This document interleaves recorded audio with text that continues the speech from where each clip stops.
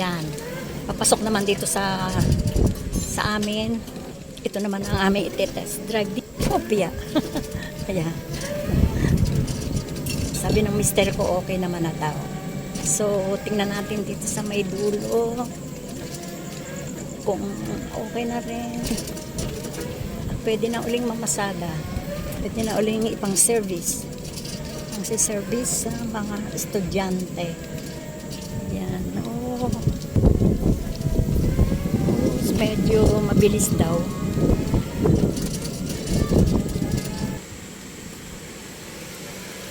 Uy! Oops. Yan. So, okay naman na.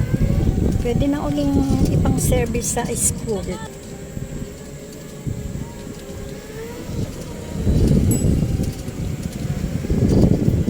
Para na. Okay na.